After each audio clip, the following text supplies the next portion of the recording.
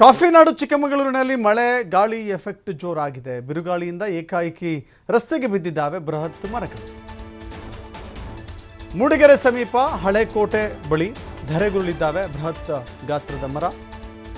ದಾರದಹಳ್ಳಿ ಸೇರಿದಂತೆ 10 ಗ್ರಾಮಗಳ ರಸ್ತೆ ಸಂಪರ್ಕ ಕಡಿತವಾಗಿದೆ.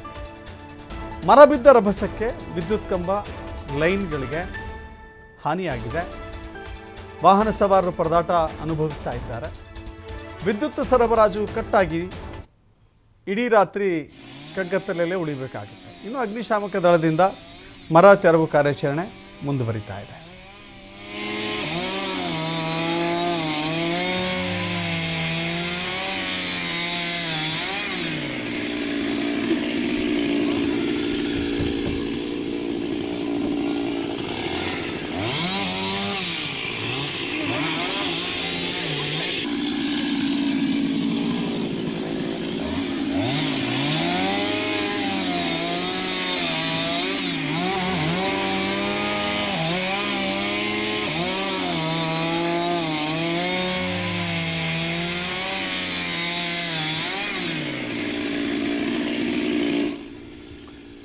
ಮಳೆ ಗಾಳಿಯ ಕಾರಣಕ್ಕಾಗಿ ಹೇಳಿಕೇಳಿ ಸೈಕ್ಲೋನ್ ಎಫೆಕ್ಟ್ನ ಕಾರಣ ರಾಜ್ಯದ ಹಲವೆಡೆ ಮಳೆಯಾಗ್ತಾ ಇದೆ. ರಾಜ್ಯದ 21 ಜಿಲ್ಲೆಗಳಲ್ಲೂ ಕೂಡ ಧಾರಾಕಾರವಾದಂಥ ಮಳೆ ಕಾಣಿಸ್ತಾ ಇದೆ.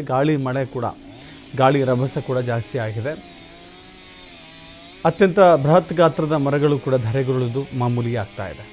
ಹೇಳಿಕೇಳಿ ಮಲೆನಾಡಿನಲ್ಲಿ ಈ ರೀತಿಯ ದೃಶ್ಯಗಳು ಸಾಮಾನ್ಯ ಎನಿಸುವಷ್ಟು ಸಾಮಾನ್ಯ. ಸೊ ಹೀಗಾಗಿ ದಾರದಹಳ್ಳಿ, ಮೂಡಿಗೆರೆ ತಾಲೂಕು ದಾರದಹಳ್ಳಿ ಸೇರಿದಂತೆ ಅನೇಕ ಗ್ರಾಮಗಳಿಗೆ ರಸ್ತೆ ಸಂಪರ್ಕ ಕಲ್ಪಿಸುವಂಥ ರಸ್ತೆಯ ಮೇಲೆ ಭಾರಿ ಗಾತ್ರದ ಮರ ಉರುಳಿದೆ. ಜನ ಸಂಚಾರಕ್ಕೆ ಸಮಸ್ಯೆ ಉಂಟಾಗಿದೆ.